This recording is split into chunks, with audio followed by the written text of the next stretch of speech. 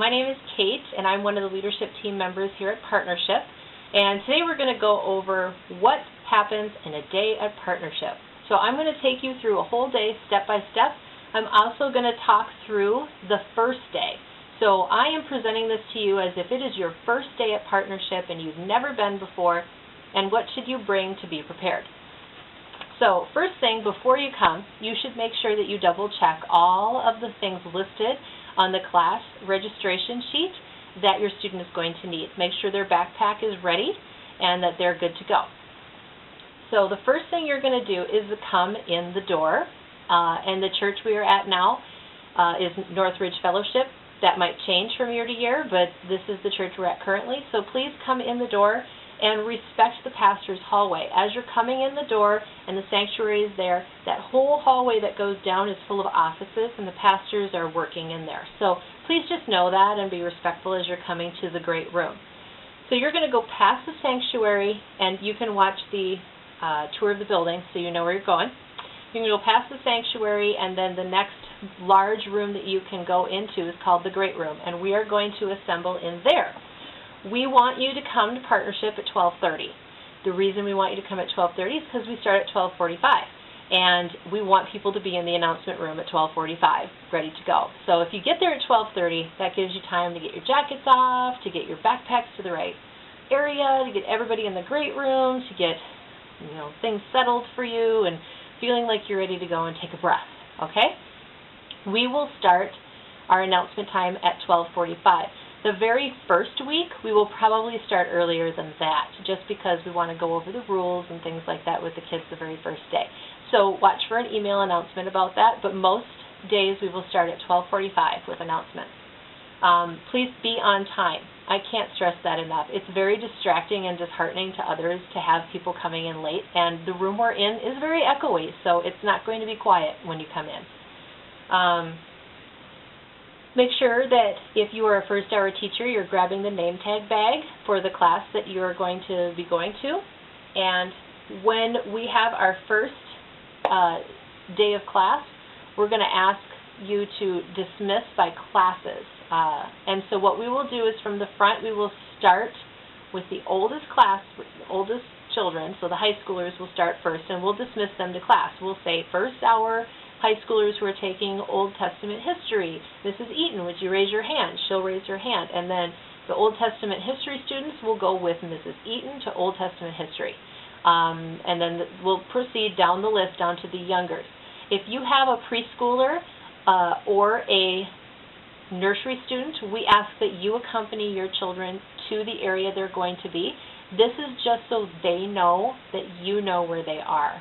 We found that it's really unsettling and anxiety-causing for a child to go with a teacher he doesn't know right away to a room he's never seen, and he didn't go with his mom. So is mom going to find me? And we don't want to cause that. So we would like you to escort your preschoolers and nursery people to the correct room. And again, you can watch the tour video of the building so that you know exactly where you're going. If you're a first-hour teacher, we just ask that you connect with your co-teacher and let them know, hey, I've got a preschooler to drop off, so I will be to class in about 5 minutes. And they'll be fine with it. No big deal. If you have younger children, we're going to ask that you take them to the bathroom before announcement time so that they're ready to go to class and they don't immediately have to start out with a bathroom break. Just a little disruptive to classes when we do that. Nursery people.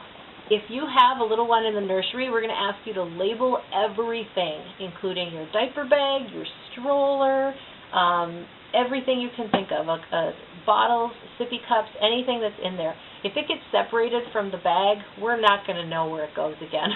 I mean, we might eventually know, but we're not going to know right away. And we want to be able to keep things sanitary and safe for your child. So please label everything. Along with that, the first day, we would love for you to bring a gallon Ziploc bag with 2 to 3 diapers and a change of clothes in it. This is just for our supply bin, and we're going to keep it in the nursery bin. And that way, if you for some reason walk off without the diaper bag one day, we're covered. We still have stuff for your child if there is an emergency. And a diaper blowout, you don't have to worry about it. So we're going to keep those in a separate container. Strollers for the nursery children can be parked along the hallway.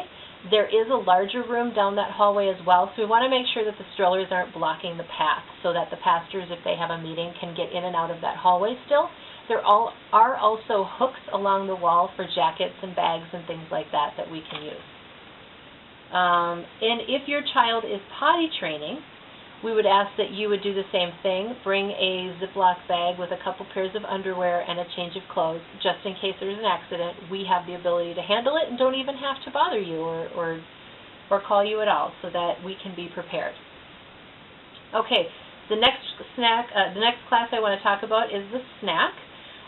All snacks for the children are going to be done during second hour, and this is going to be for the ages indicated in the class registration. We don't do it for all students. We do it for those younger ones who really can't get through 3 hours without some food. So we let them have a snack hour and some wiggle time. And the way that works is that one of the classes will have a half-hour snack time, and the other one will have a half-hour wiggle time, and then they swap. That snack is totally provided by you. So at home, before you guys leave, you should be placing in your child's backpack their snack and their water bottle for the day. Yes, I said water bottle. Please no juice or anything like that. The church has a brand new building wing that they've built that we're using, and they want us to only have water. So please respect that. It can be a fun water bottle, that's fine. If you could make sure it's labeled with your child's name, just in case it gets separated from them, we know who to get it back to, because those fun ones are cool. I'm sure they'd be sad if they got home without it. We are going to ask you to make sure you double check your class in case there are allergies for students and that you need to be aware of. For instance, if we have a child in one of our classes that is allergic to peanuts by touch, we're going to ask you not to bring peanuts, because if a child's eating peanuts and then touches that child, they could go into anaphylactic shock. So make sure that you're keeping up in the forum on your class for the snack hour so that you know what you need to be aware of in that class. Nobody is going to be allowed to swap snacks, and nobody is allowed to share snacks.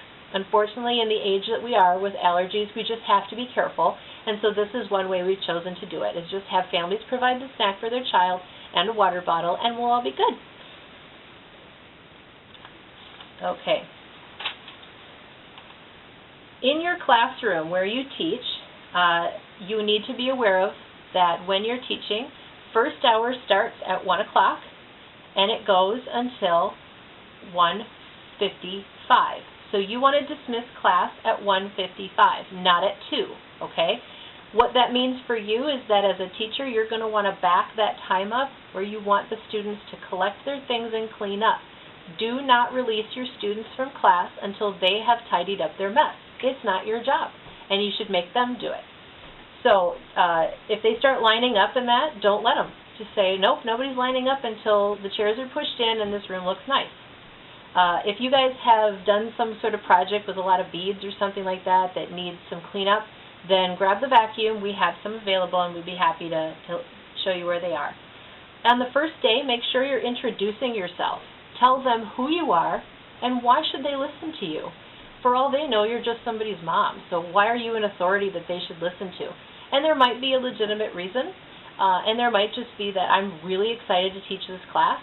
Guys, I have been reading all summer long on different projects, and I am so excited with what we're going to do, and I have loved the information I've learned. It could be as simple as that, or you could say, hey, I went to school and I was a biologist, and I loved it, and it was my favorite subject. Oh, suddenly you're more than just Johnny's mom, you're my science teacher, and they're excited. Okay. If you have students and you're teaching preschool and kindergarten or first and second graders at all, those students should be escorted room to room. Do not dismiss them to walk through the halls on their own. We want to make sure that we're keeping tabs on our littlest ones and keeping them safe. After partnership is our cleanup time. Oh, and before I get to that, if it's not your hour of teaching and you're done teaching, or if you're not a first hour teacher, you get to go to the mom's room. That's where all the fun is. That's where we have the food and all the chit-chatting, and sometimes we have table talks and stuff like that. So that's your fun time. You get to go hang out with the girls and the guys that are there. Okay, so after partnership, it's cleanup time. So this is a time where we gather everything, make sure that the building is set back, is great a condition or better than we found it, and we all get to go home. We're going to have all the kids gather in the great room where we started. Older kids can gather in the youth room, that's fine. Your things need to be out of the building at 4:30. If you're still chit-chatting with friends, that's fine. Take all your stuff to the car right away. And you guys can talk and stuff, but we want to be sure that we're cleaning up and getting our things out of the building as fast as we can. And just so you know, this building that we're in locks automatically at a certain time. So if you go out to the car, you may not be able to get back in. So make sure you prop the door a little bit so that you can get back in. If you come into class and you find that your room is a total mess and you're a first-hour class, let one of us know because we want to make sure the church knows that as well, that we didn't cause the mess so that we don't get blamed for it. So thanks for taking a tour of your day of partnership. If you have any questions or something I didn't cover, please feel free to grab one of the leadership team members. Thanks.